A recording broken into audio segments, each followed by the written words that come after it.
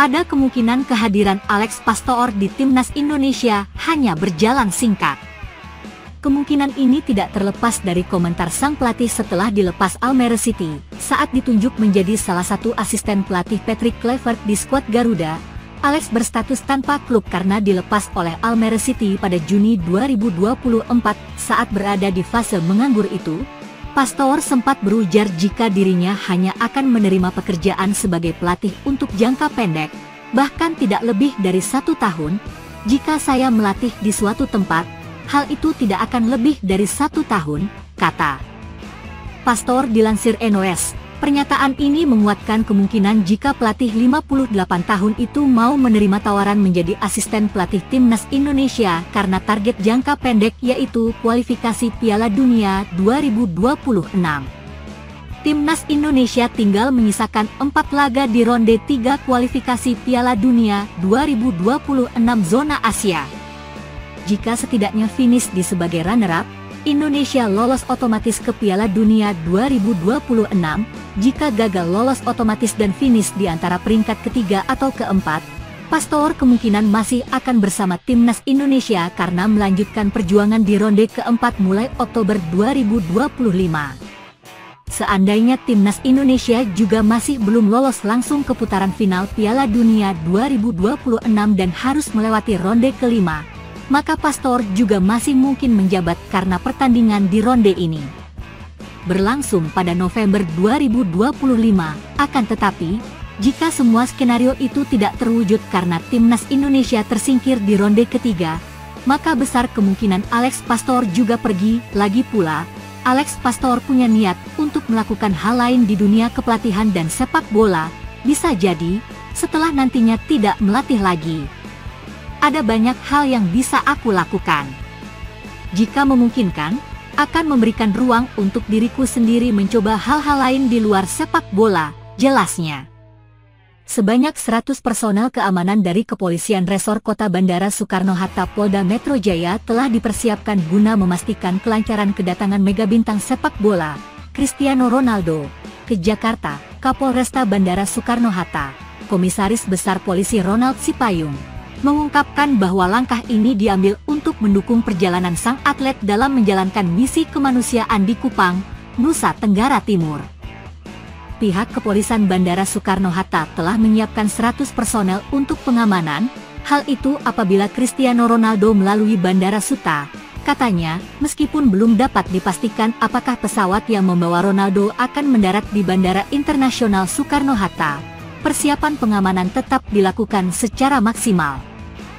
Personel yang dikerahkan bertugas mengamankan situasi dan menjaga kelancaran aktivitas di area bandara, terutama jika Ronaldo memilih Bandara Soekarno-Hatta sebagai titik kedatangannya. Skema pengamanan yang diterapkan akan mengikuti prosedur standar bagi tamu VIP tanpa adanya peningkatan jumlah petugas secara khusus.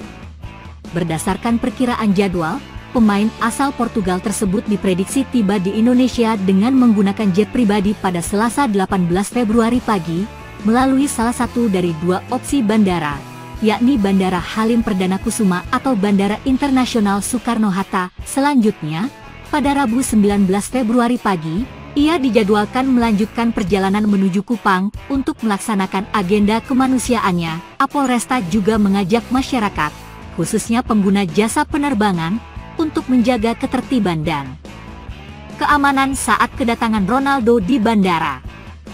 PSSI diminta ambil langkah tegas kepada Indra Syafri, buntut hasil buruk timnas Indonesia U20 di Piala Asia U20 2025. Doni Tri Pamungkas dan kawan-kawan dipastikan gagal lolos ke fase knockout Piala Asia U20 2025 setelah pada matchday kedua dikalahkan Uzbekistan 1-3. Minggu 16-2, pada matchday pertama, anak asuh Indra Syafri itu menyerah dengan skor telak 0-3 dari Iran.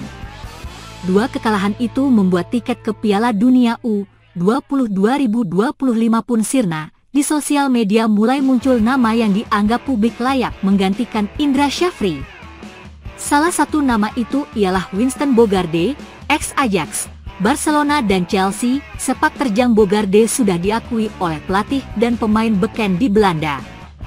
Erik ten Hag, ex-pelatih Manchester United, pernah menjadikannya sebagai asisten di Ajax. Ten Hag punya alasan khusus mengapa Bogarde diangkat jadi asisten.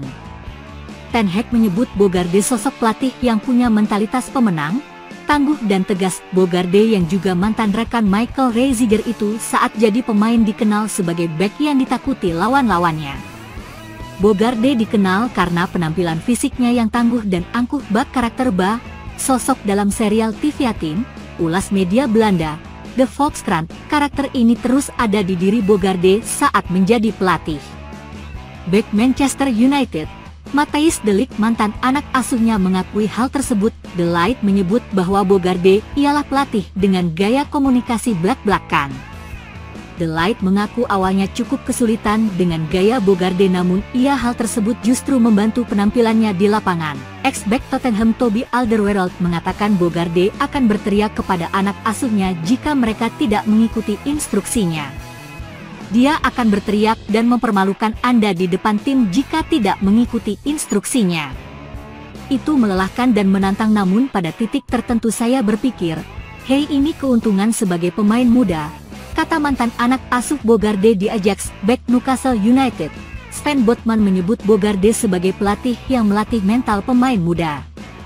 Botman mengaku kerap dimarahi Bogarde saat masih dilatihnya di Ajax. Awalnya aku mengira dia akan membenciku, tapi dia ingin membuat kita menjadi lebih tangguh secara mental, puji Botman kepada Bogarde. Setelah menyelesaikan tugasnya bersama timnas Indonesia, asisten pelatih Alex Pastoor kembali ke kampung halamannya di Belanda. Namun, alih-alih beristirahat, ia justru langsung disibukkan dengan aktivitas lain yang masih berkaitan dengan dunia sepak bola. Mantan pelatih Almere City FC itu terlibat dalam analisis pertandingan Liga Eropa yang mempertemukan AS Alkmaar dengan Galatasaray pada Jumat, 14 Februari 2025. Dini hari waktu Indonesia Barat, kehadirannya sebagai pandit dalam laga tersebut menjadi bukti bahwa perannya di dunia sepak bola tidak terbatas hanya sebagai pelatih. Melalui akun Instagram pribadinya, Alex Pastoor membagikan momen saat dirinya berada di Ava Stadion, markas AS Alkmaar. Dalam unggahannya, Alex Pastoor terlihat berdiri di pinggir lapangan sambil memegang mikrofon, menunjukkan keterlibatannya secara langsung dalam analisis pertandingan. Bagi Alex Pastoor, peran sebagai pandit bukanlah hal baru. Selama beberapa tahun terakhir, Alex Pastoor aktif dalam berbagai program analisis sepak bola, baik melalui siaran langsung pertandingan maupun dalam diskusi di podcast populer. Dedikasi dan wawasannya yang mendalam tentang dunia sepak bola menjadikannya sosok yang kerap dipercaya untuk memberikan pandangan strategis terkait jalannya pertandingan. Sebelum kembali ke Belanda, Alex Pastoor bersama tim pelatih timnas Indonesia menjalani agenda padat.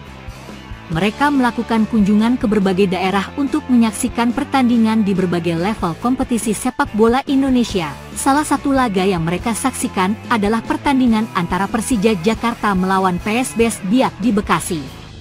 Selain itu, mereka juga hadir dalam laga Persita Tangerang kontra Persik Kediri di Tangerang, serta pertandingan Dewa United menghadapi Persija Jakarta di Bogor. Bahkan, bersama Denny Lanzaat, Alex Pastoor melakukan perjalanan hingga ke Ternate, Maluku Utara, untuk menyaksikan laga antara Maluku United melawan Borneo FC Samarinda pada 10 Februari 2025. Di sisi lain, AS Alkmaar menunjukkan performa impresif dalam pertandingan melawan Galatasaray. Klub asal Belanda tersebut meraih kemenangan meyakinkan dengan skor 4-1 atas tim raksasa Turki. AS Alkmaar membuka keunggulan melalui gol Sven Misnans di menit ke-12, yang kemudian disusul oleh gol dari Troy Parrott pada menit ke-37. Jordi Klaasie menambah keunggulan di menit ke-57.